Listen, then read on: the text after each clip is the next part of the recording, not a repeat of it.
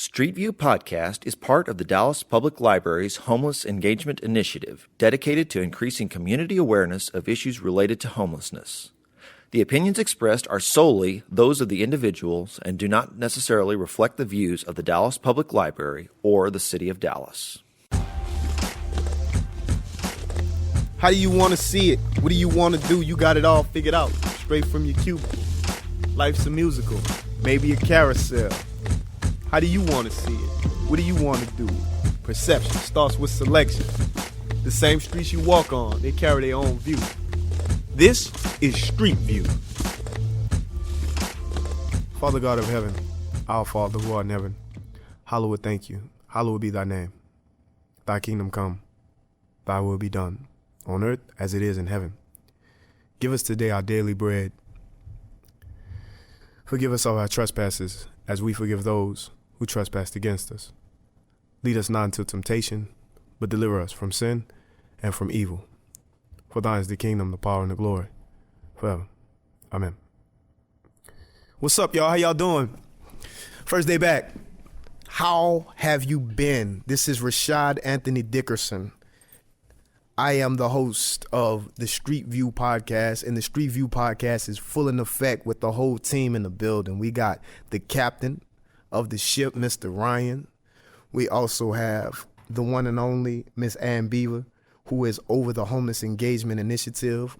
We also have the Homeless Engagement Initiative Coordinator in the building, Mr. Malcolm.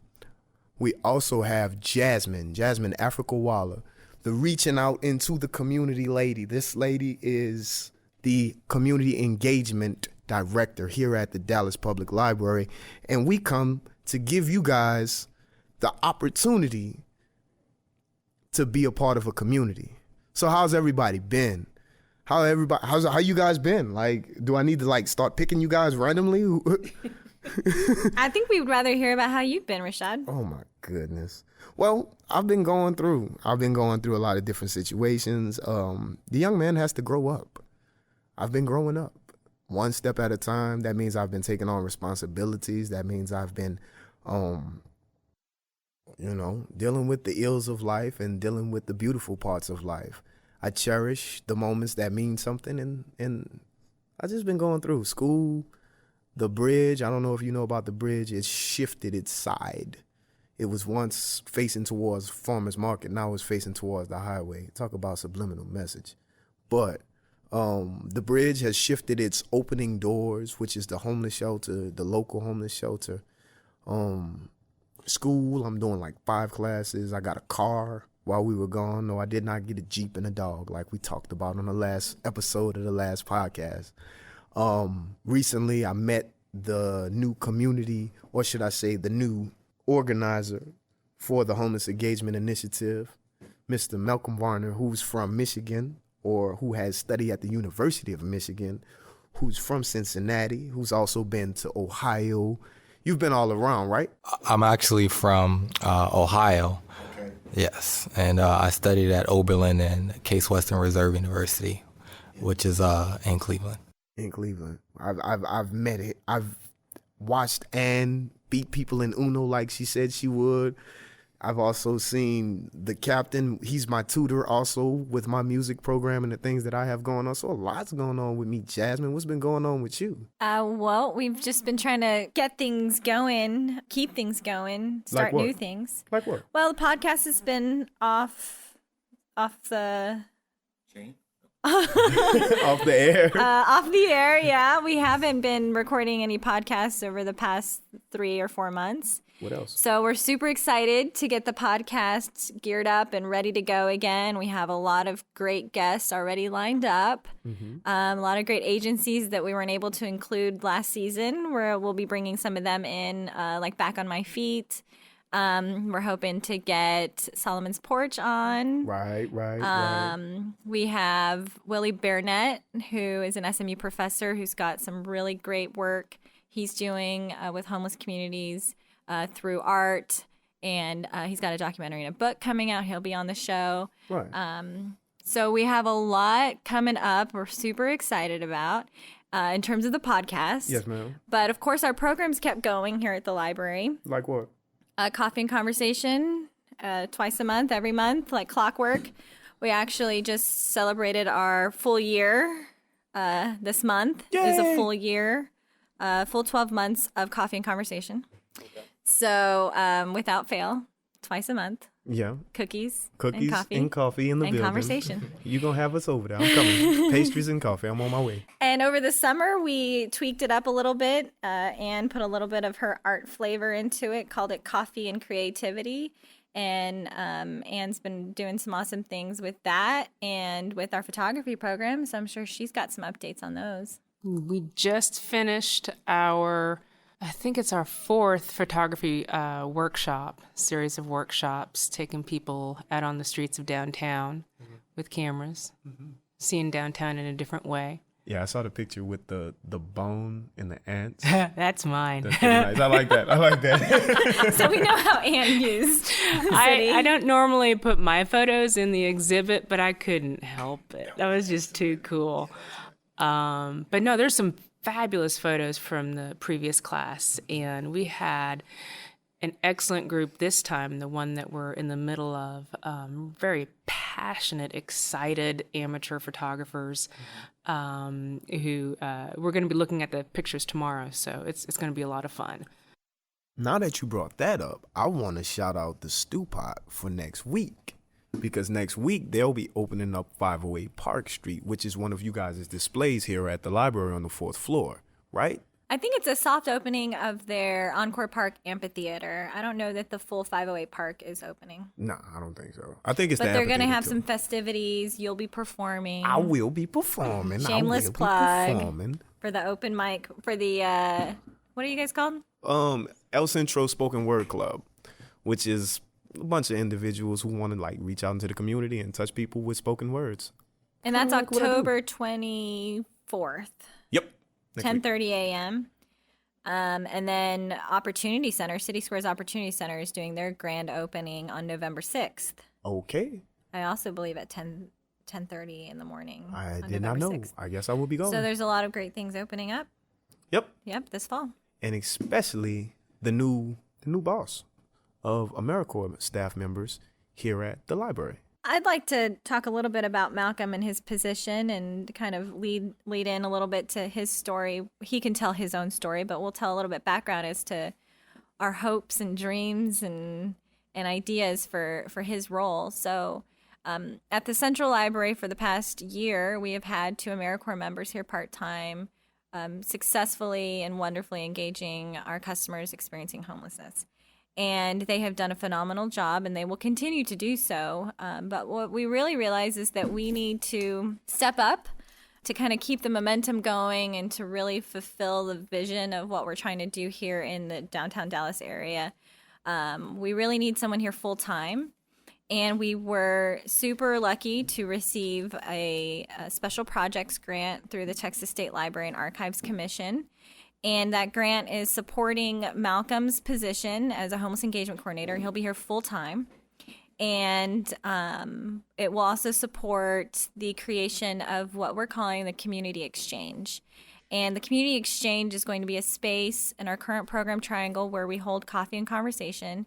And the goal of that space is to really allow for the community to convene as a community center. And to really try to change perception in the community about what libraries are, and that libraries are there for the entire community. That includes housed and unhoused people. It includes people who live and work downtown. Sounds like public. Sounds like the public. The public, exactly. Except that sometimes people view the community as their people, who they are. I am the community. Well, no, actually the community is really diverse. And just because you don't do something or just because you see things your way doesn't mean that you are the whole community. And so we're hoping to really pose the library in a way that will show that very concretely that we are a place of social inclusion, we embrace diversity, and that the most diverse urban environments are actually statistically the most innovative. And the idea that the exchange of ideas actually lend to innovation. So, in essence, we're all sitting here so we can, I want to, talk to Mr. Varner, and I'm going to interview him a little bit when we come back. But we're also introducing us back to the people about what we're still headed towards humility as a whole. And when we come back, I guess we will interview Mr. Varner. Thank you, guys.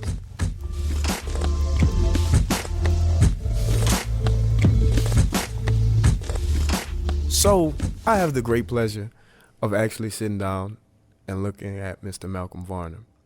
And Mr. Malcolm Varner is an individual I can tell has definitely been around because he's older than I am and probably can teach me some different things. Earlier we sat down and we talked, right? Yes. And we talked about a couple of different things. Just a little bit about your history. You mind giving a brief synopsis of who you are? Not at all. First and foremost, let me just say it's a pleasure and an honor to definitely be here in this new position here at the Dallas Public Library. And it's definitely a pleasure getting to know you, Rashad, as someone who's been very instrumental in terms of this homeless engagement initiative, occurring in the first place. So that being said, I'm from Ohio. My background is in social work for the most part.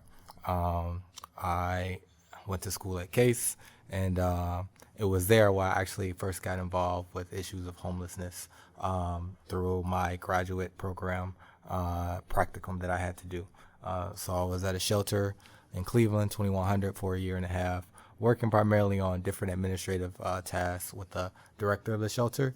But it was in my first job where I actually got involved working directly with individuals who were experiencing homelessness as a case manager, and helping people get connected to resources and find housing and jobs and things along those lines. And then going on from there to manage a 60-bed dorm. And from there, I got involved with HIV prevention and some Medicaid case management. But aside from that, I come from a very small family. I'm one of 5 kids. My younger sister, I share the same mother with her, and my 3 other siblings, we all share the same father. But I was raised by my grandmother, and for most of my youth, my father initially raised me because my mother left when I was a toddler. She left my younger sister and I, and while living with my father, we experienced homelessness on and off. Both of my parents were drug addicts, and my father's substance of choice was crack cocaine.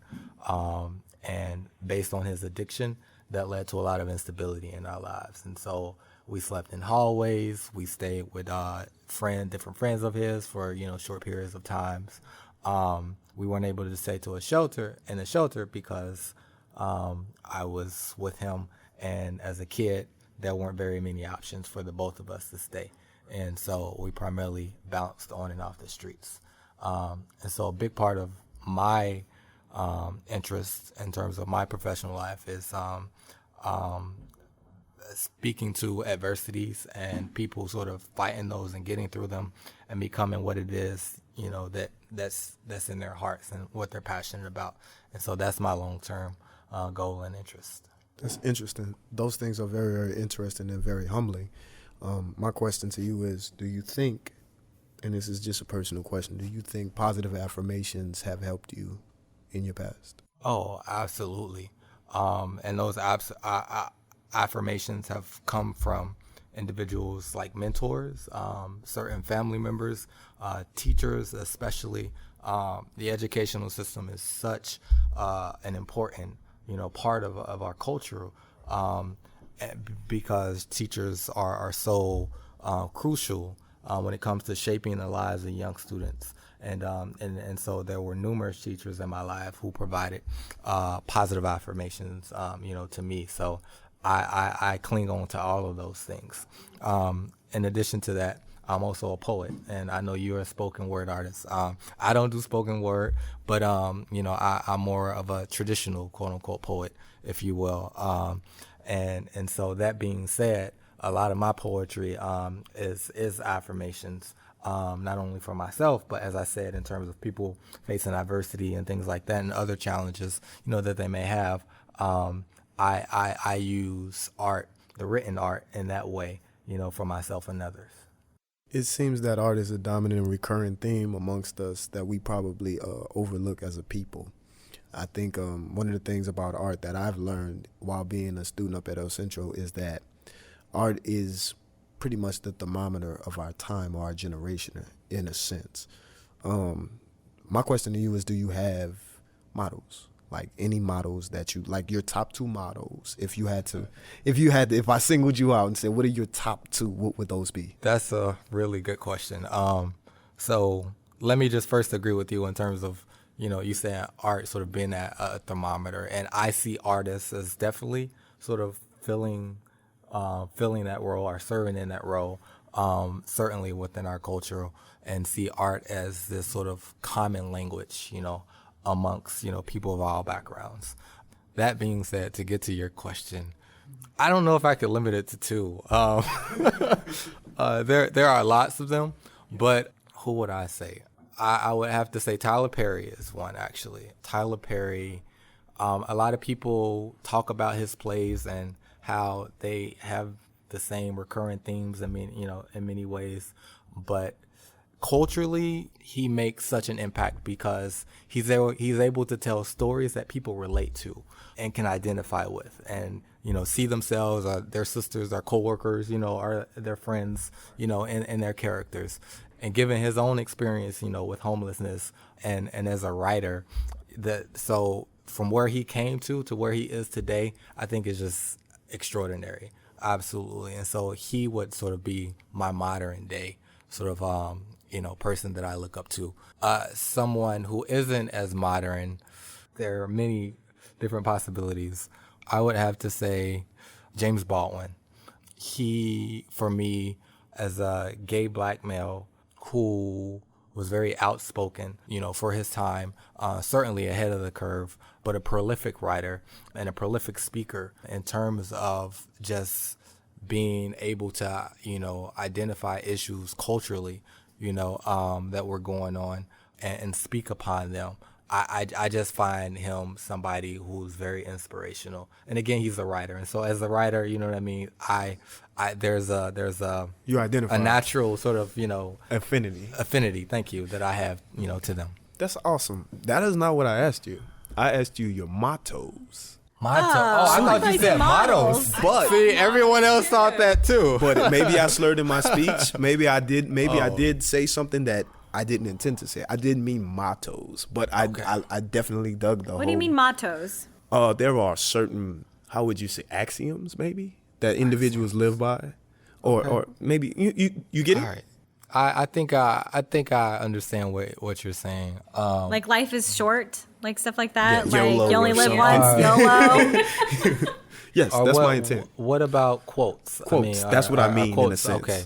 To whom much is given, much is required. Exactly, or much is expected. And I've had so many opportunities in life, more opportunities that I deserve, and so I feel with that there's a great deal of responsibility for me and my own life. Another one that I would think about, or that comes to mind, would be quote, by Frederick Douglass: "Without struggle, there is no progress." Am I getting that quote right? A friend of mine recently told me a quote that is very similar, and I'm wondering if he got it from Frederick Douglass, where he said, if you don't fight, nothing will change. I heard that power concedes nothing without demand. Amen. Right, which is also his quote. That's a great quote. And so, yeah, that's a powerful one as well. When you talk about responsibility, I'll give you one of mine. And I'm a little, people don't know, but I'm extremely animated, as you saw earlier. I am very, very, very active mentally. I think and I rip and I run in my mind as much as more than my body can.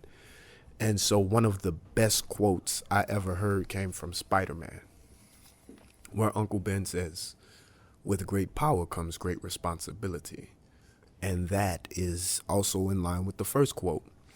The reason I asked you about that is because sometimes, even there's another quote, Martin Luther King, if an individual hasn't found something that he's willing to die for, he isn't fit to live. So sometimes people need, on those Mondays, on those Mondays, they need a reason to do what they're doing. We talked about conformity, and I talk about conformity with a lot of different individuals. But at one point, the question was asked, well, why do you get up and go to work? And nobody really has an answer for that outside of, I do it because I'm, everybody's doing it. You know what I'm saying? I'm doing it because I'm trying to provide for my family. And there are alternate ways, and we all have our own options to choose from. So do you not see that as a legitimate answer? As somebody who's going to work to provide for their family? I'm just curious. I mean, I do. I definitely agree with it, but I do think that there are alternatives besides stuck in a job you don't like. You know what I mean? Like, there's the ability here for me. Let's take me for an example. Till about 22, I did not have my mind made up on actually being productive in society. I had no understanding of why I was and why I'm here. What's my purpose? And then I then started taking on those mottos and those things that Mom always talked about, and those signs up in the principal's office, like altitude is defined by attitude. Things of that nature didn't really sink in. Like we talked in the first beginning of the show, Rashad had to grow up, and he's still growing up in a sense, even at the age of 27. And I think that's a lifelong process for everyone. I once heard this from a guy up at the homeless shelter. The minute you stop learning is the day you start dying.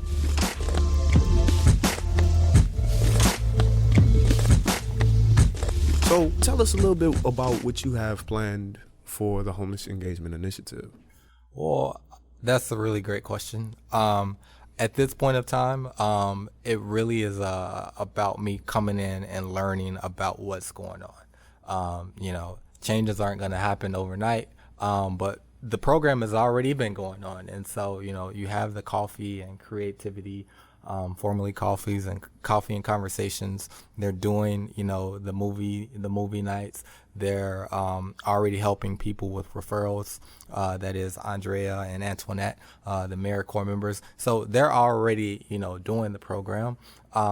In terms of where I fit in, and the grant that's there, I think we'll be reviewing the grant and some of the goals and the outcomes that we're shooting for, and really start looking at what we need to set in place in order to achieve those. And so as we move forward, there's going to be that learning, that initial assessment, and getting a feel on what it is that the customers we're serving here at the library would like, and making sure that that's a part of the process, because it is a community. It is a community program, and so that input is certainly necessary. Certainly I have ideals, but at this point of time, it really is a matter of, just learning, doing that basic assessment, and then really going from there to build on, the great things that, that are already happening. I want to stop what I'm doing and say thank you again, because you came here and you're being very observant, but you came here with an intent to help. And one of the things I see as probably one of our greatest assets is that you've been in multiple places. One of the greatest things I've ever known is different domains have different ideas. And you being in multiple places dealing with the social work that you've dealt with, I think it'll be a great help here. My question, though, is how long have you been in Dallas, and what other social activities or social norms have you noticed or are different from where you're from? I've been in Dallas since April, so it's just been over 6 months. So not a very long period of time. And moving to Dallas and being from Ohio, I was in Charlotte before.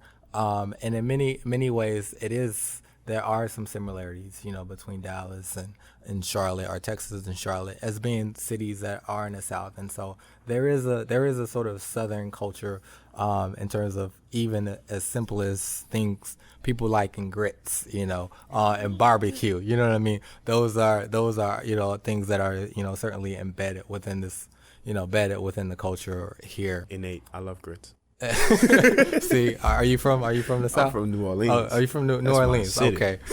Still a southern city. With cultural differences, I mean, at the end of the day, there are certainly similarities. And so as far as, social issues, all cities, for the most part, all states are facing, challenges of homelessness and challenges of poverty and issues of affordable housing. These are things that, everyone are dealing with. And so, certainly being in different areas, you have different perspectives. But I think, just recognizing that, we're all, engaging in really the same fights, is also important too, and all trying to figure out the ways, the best ways to respond to those. Well, there's a big scare here in Dallas right now that's starting to get on my nerves. It's Ebola. I mean, how do you feel about actually coming to this city and the monumental scale of it's being projected that Dallas is ground zero or whatever? How do you feel about that, though? About coming here. Are you Dallas. scared, Malcolm? You should be. Oh No. now I need to knock on some wood. Yeah, right. But it is certainly an unfortunate thing that Dallas has to deal with this. But being in the United States and being in a city like Dallas with so many resources, is hardly comparable to what's going on, in Liberia and any other countries, that's being hard hit, with this disease, unfortunately. And so I don't think at this point in time there's a big need for us to be really fearful or anything like that, because we know that it's not easily spread, and thanks to the amenities and things that we're afforded in this culture, I think we all have, the opportunity to make sure that it doesn't get out of control. Thanks for letting me pick your brain, man. I just wanted to mess with you just a bit. I wanted to pick your brain. And thanks, man, just honestly for being honest. And before we end, I have a question for you. You got questions? I would love for you to ask questions. Right. Go ahead. And so as being, one of the people that's been really important and making this happen, what are your goals, and what would you like to see happen, with the community exchange? Man, I'll be honest with you. As an individual who's been homeless here in Dallas since 2012, and when I say homeless, I mean just without stable ground to stand up on in accord with Maslow's hierarchy of needs, I see actually a worsening situation that many of us will talk about. There is a manufactured drug right now that is killing us. It is called K2. As I go back to the homeless shelters from time to time, I see individuals, and this was the summertime, laying on concrete, like strung out as if they're heroin addicts, laying there on K2. And I have to then not dehumanize them. I don't have to treat them as if I have to not treat them as if they're inhumane. So I may have to compensate time and energy just to go over there and kick it with somebody and try to provide humility to say, yo, man, you don't have to be here like this, bro. I mean, you're dehydrated, you're laying here, and you that is tough. So one of my goals is to bring more people to places of not only just positivity, but places where resources can be dispensed. My biggest deal, Malcolm, seriously, is the belief. It said if you would believe in Jesus Christ, how do you change the belief of an individual? If I feel as if I'm being met and I'm in a place where I'm satisfied with what I have, my amenities, how do you change their belief? The belief, so my intent is to actually tweak and touch the minds of individuals. Put it this way, there are extremes, and if you know the extremes, one of the extremes of America is homelessness. That's the low. But another extreme is riches or fame or of some sort.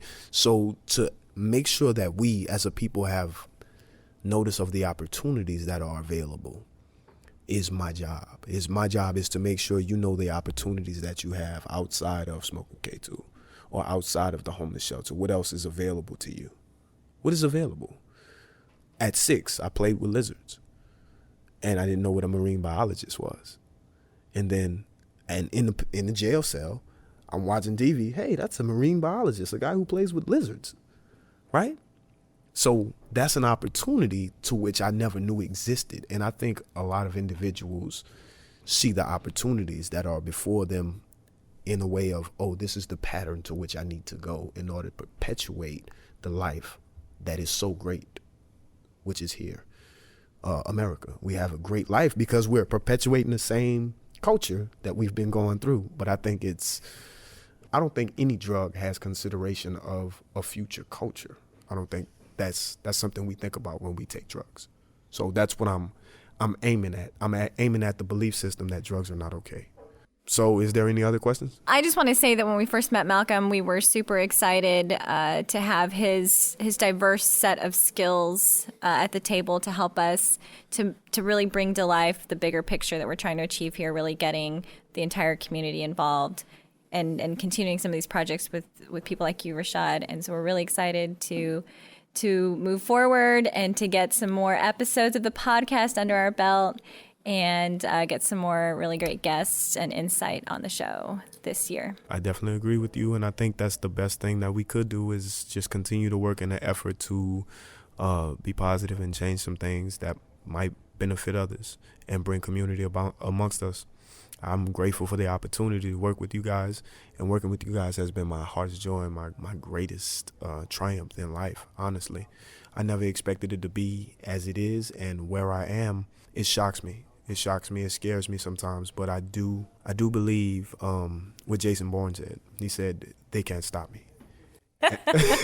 Jason Bourne said, they can't stop me. And so what I am trying to do is I'm trying to continue in the way of positivity. And I'm grateful for you guys every single step of the way. Thank you. And I just like to say that it was, again, a pleasure being here and rapping on the mic with you all. And to you, Rashad, I definitely commend you in terms of your passion, and being a voice, for others and wanting to make sure that people have the resources, that they need to sort of get on track, with their lives and get what it is that they need. And certainly doing like this podcast and being, someone states away, miles away, even perhaps countries, can listen to and know what's going on here in Dallas. I hope we all bring forth influence. So if y'all don't mind if I pray us out? Is that cool? Father God of heaven, thank you for the time and the energy that you give us. We've shown it toward each other, God. We're showing it toward a purpose and the cause, which is your people. We're grateful for your opportunity, God. We're grateful for so many beautiful blessings, God. But we know that having it means giving away, and it's better to give than to receive. So we have it so that we might give it to others, and others might reap the benefits of the labor and the joy that we receive from being people and human and sharing one another, sharing love and life. And so we thank you. We thank you for that ability and that time. And we thank you just for being you, which is being relatable to us. So thank you in Jesus Christ's name. Amen. Thank you for listening to this edition of Street View. You can visit us online at streetviewpodcast.com. Tune us in again next time for more discussion.